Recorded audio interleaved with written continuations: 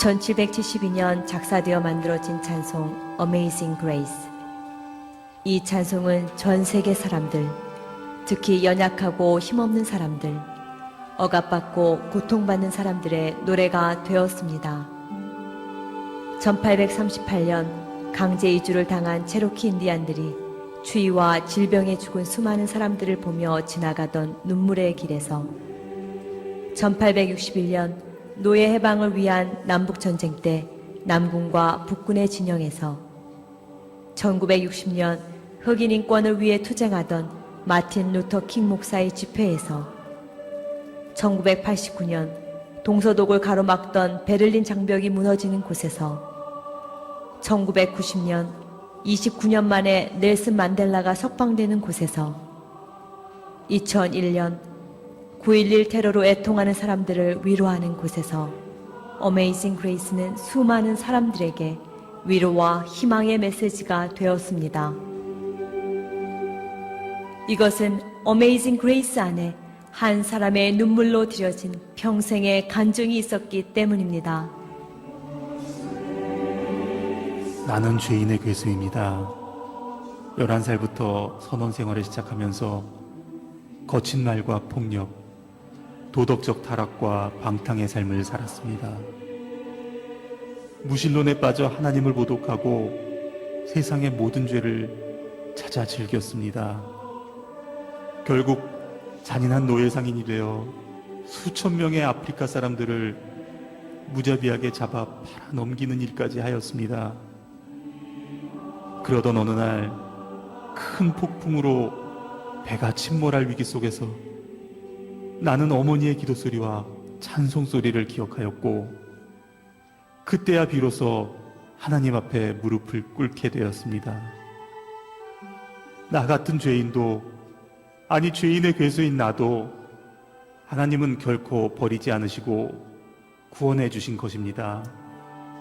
이 사람이 바로 영국 국교회 목사가 되어 남은 평생을 복음을 전하며 노예 해방을 위해 힘썼던 존 뉴턴입니다.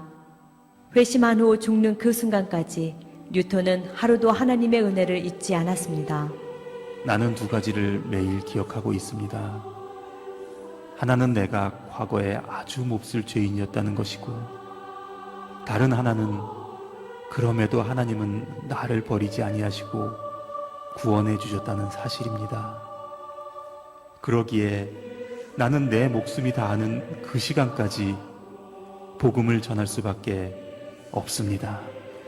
주님께 셀 수 없이 많은 죄를 사함받았음을 알기에 그 누구보다 더 많이 주님을 사랑할 수밖에 없었던 뉴턴. Amazing Grace는 뉴턴의 평생의 삶의 간증이 되었으며 지금까지 수많은 사람들에게 살아계신 하나님의 은혜를 확증하고 있습니다. 오늘 우리는 너무 쉽게 하나님의 은혜를 잊고 있지 않습니까? 나는 다른 사람보다는 나은 죄인이라고 생각하고 있지 않습니까? 이러므로 내가 내게 말하노니 저의 많은 죄가 사하여졌도다. 이는 저의 사랑함이 많음이라. 사함을 받은 일이 적은 자는 적게 사랑하느니라. 오늘 우리도 뉴턴과 같은 믿음으로 나아갑시다. 주여, 우리야말로 욕심과 이기심, 위선과 교만으로 가득한 죄인입니다. 너무 쉽게 하나님의 은혜를 잊어버리고 불평하고 원망하며 불순종하는 죄인입니다. 주여, 우리의 죄를 용서하시고 그 은혜의 감격을 회복시켜 주시옵소서. 주여, 우리도 구원받은 은혜와 감사로 주를 위해 헌신케 하시옵소서. 내가 크리스찬입니다. 우리가 크리스찬입니다.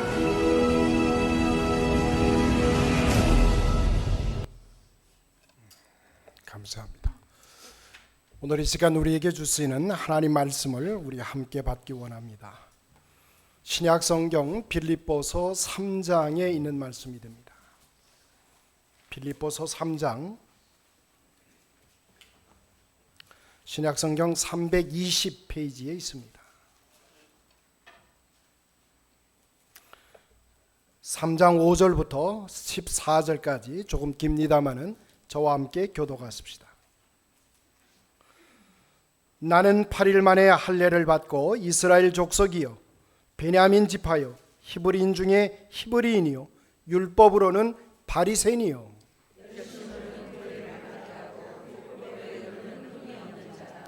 그러나 무엇이든지 내게 유익하던 것을 내가 그리스도를 위하여 다 해로 여길 뿐더러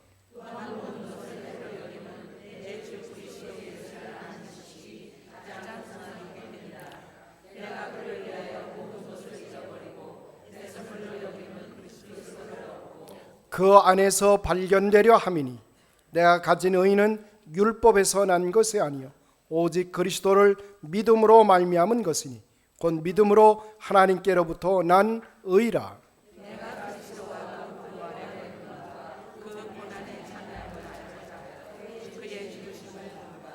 어떻게 해서든지 죽은 자 가운데서 부활에 이르려 하노니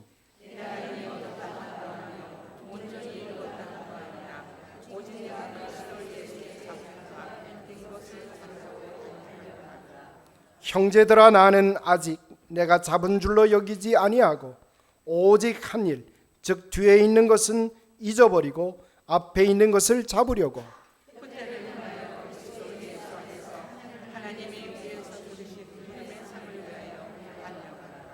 아멘, 아멘. 이것은 오늘 우리에게 주시는 하나님의 말씀입니다. 신앙인은 미래지향적인 삶을 살아가는 사람이라는 말입니다. 신앙생활한다라고 하는 것은 어떤 의미에서는 미래를 밝게 내다보는 해안을 지닌 삶을 살아간다라는 말의 다른 뜻이 아닙니다. 여러분들은 여러분들의 미래를 밝은 마음으로 전망하고 계십니까?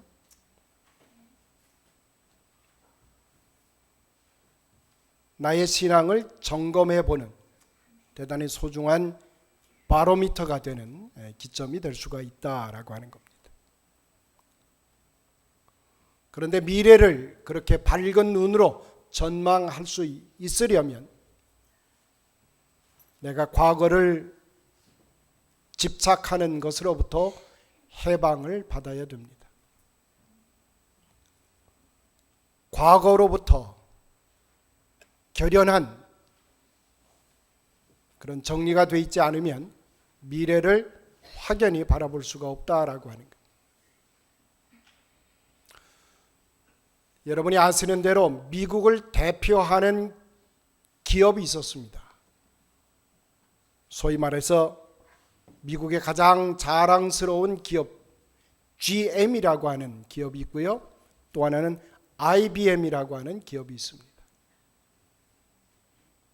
가히 전 세계적으로 공룡과 같은 그런 대기업이었습니다.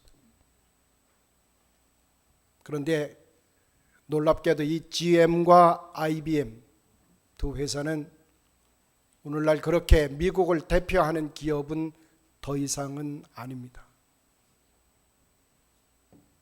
월스트리트가에서 이미 이 두 기업은 찬밥 신세가 되어 있습니다. 왜 이렇게 미국을 대표했던 거대 기업이 오늘날 그와 같은 신세가 되었을까? 많은 사람들은 이렇게 얘기합니다. 과거의 영광에 집착한 나머지 현재를 바르게 냉철하게 바라보지 못했기 때문에 그 두 기업은 그 옛날의 영광을 지속해 갈 수가 없었다고 말합니다.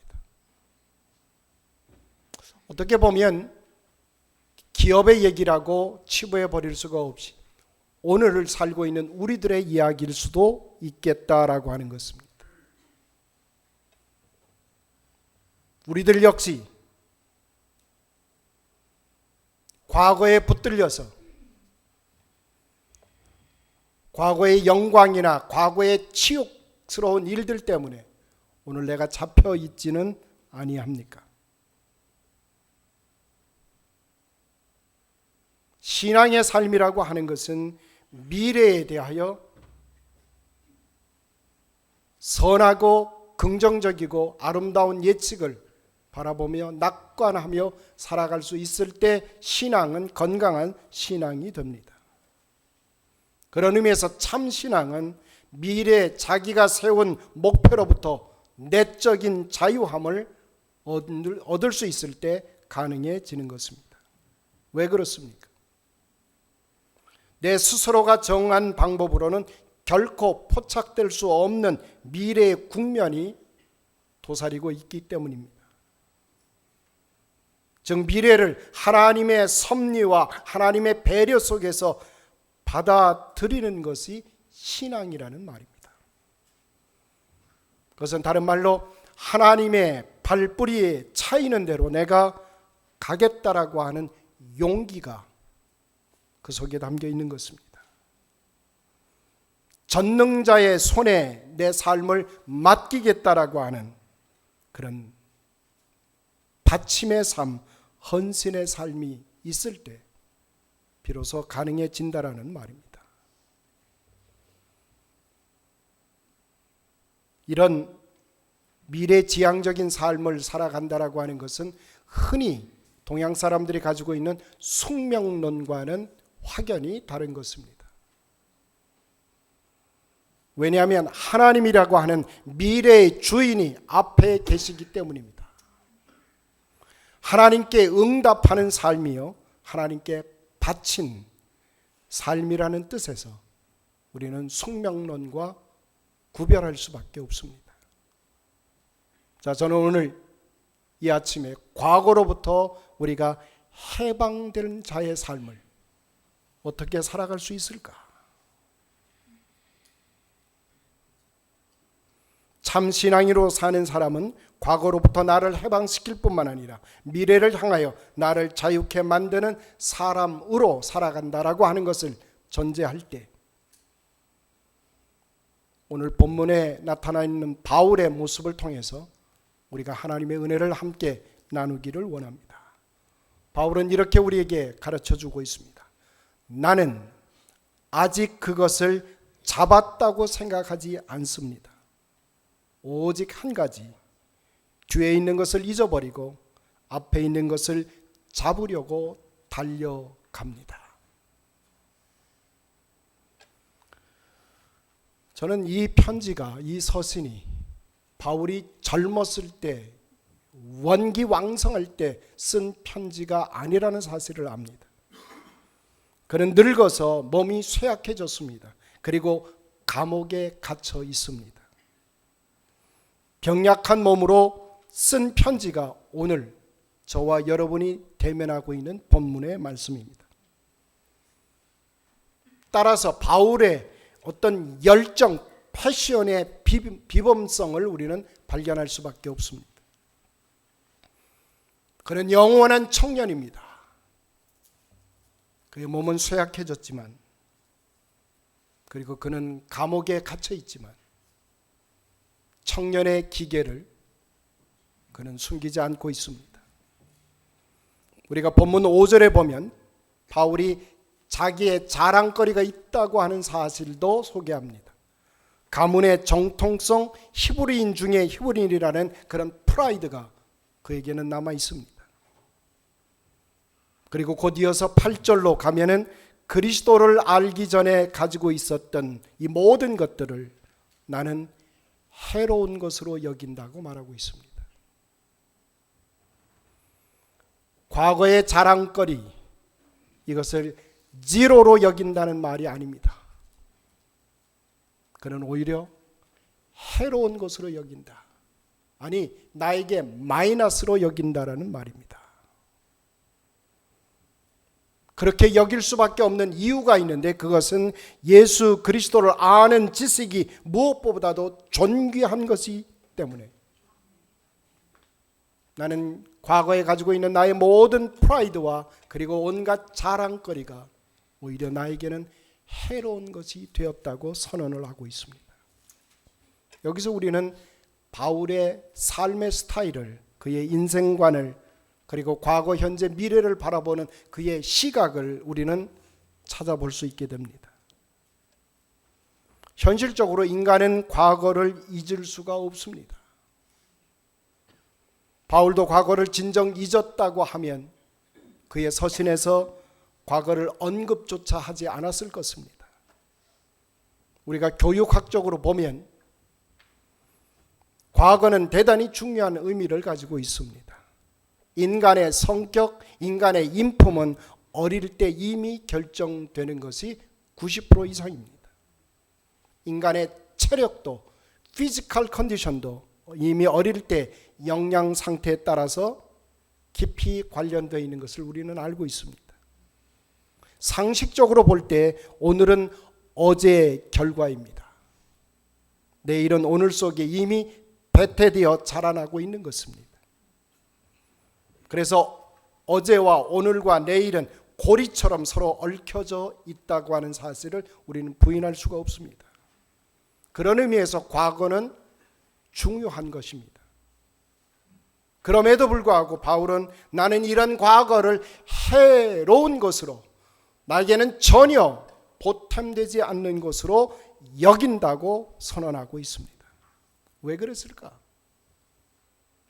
그렇게 소중한 과거가, 오늘을 만들어낸 이 나의 과거를 그는 해로운 것이라고 말합니다.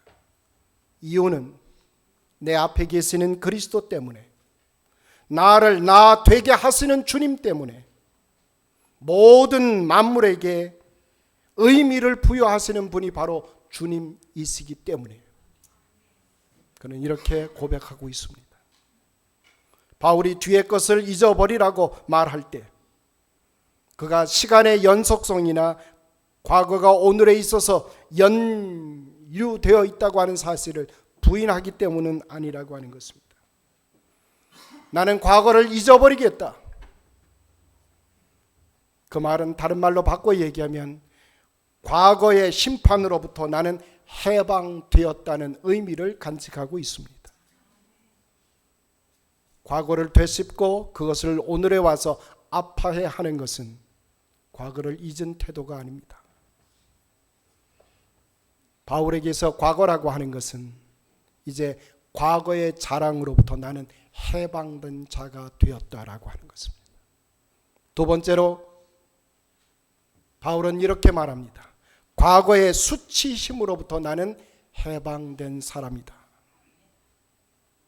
저는 여러분에게 묻겠습니까? 여러분, 여러분의 과거의 자랑거리로부터 자유하십니까?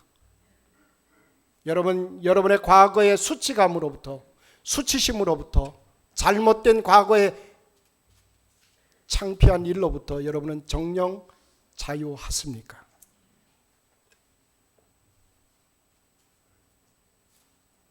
아마도 가문이라고 할 때 또는 문벌이나 종교적인 그런 모습을 놓고 볼 때 바울만한 사람은 정녕 없습니다. 아주 특별한 사람입니다. 그런데 바울은 그것을 자신의 교만의 자료로 삼지 않습니다. 이것은 우리 같은 범인인들이나 속물 같은 사람들은 참고해야 될 교훈이 그 속에 담겨 있습니다. 이 말은 과거가 화려했거나 과거가 영광스러운 이야기로 가득 찬 사람들, 특별히 교훈 받아야 됩니다.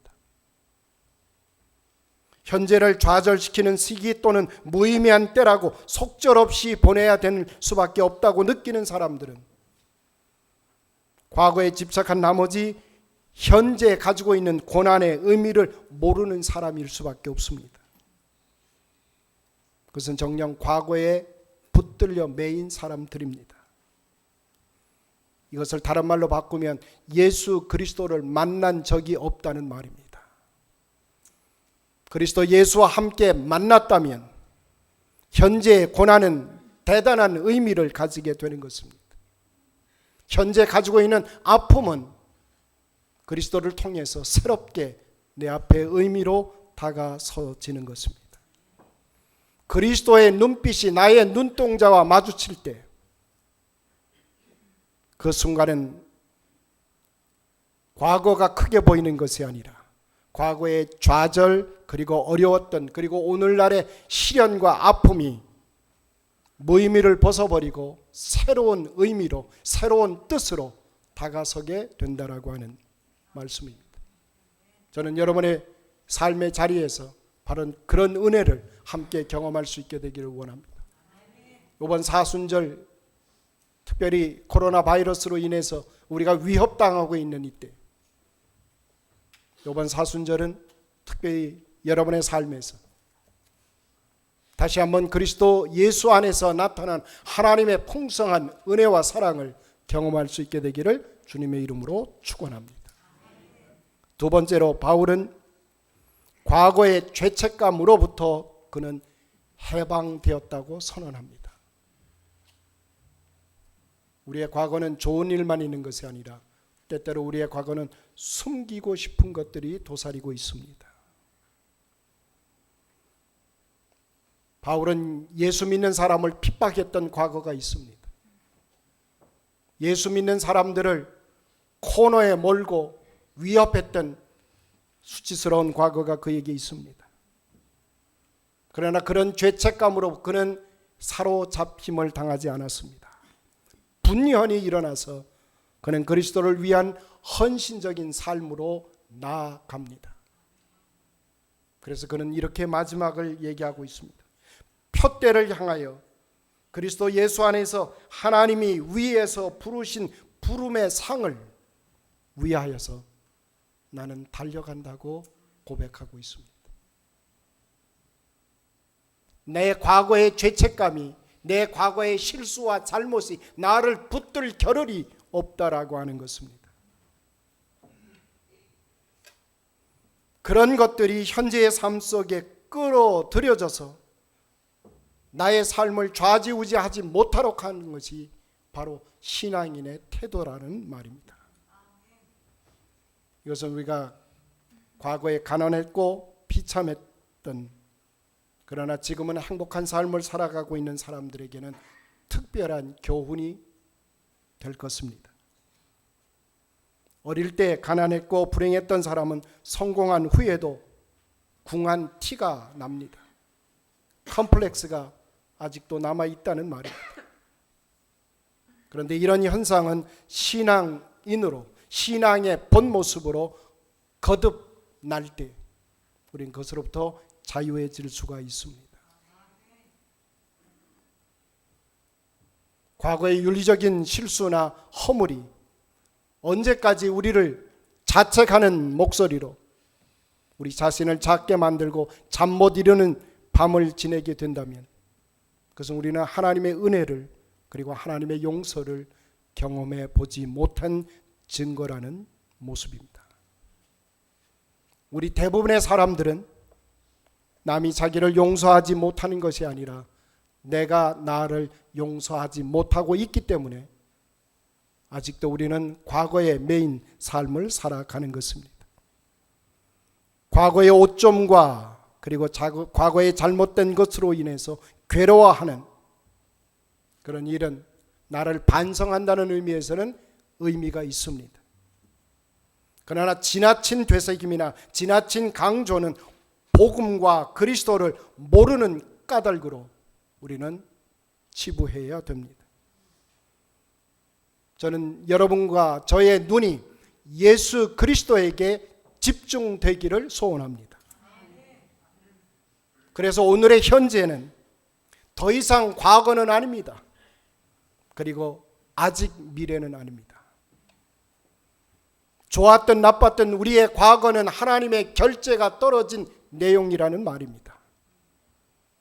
미래는 아직 아니지만 신비로운 것으로 이제 우리 앞에 다가올 하나님의 축복이 그 속에 스며 있는 복된 시간인 줄로 믿습니다. 따라서 우리는 미래를 염려함으로 바라볼 것이 아니라 희망적인 기대로 관망할 수 있어야 됩니다.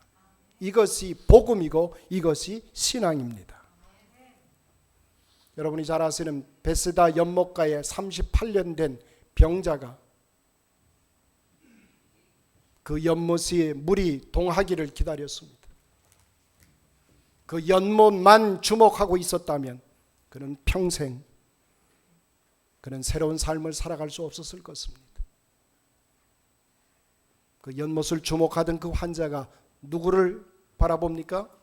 예수 그리스도를 바라보는 순간, 그의 눈이 그리스도에게 고착되는 그 순간에 그는 새로운 세계가 찾아오게 된 것입니다.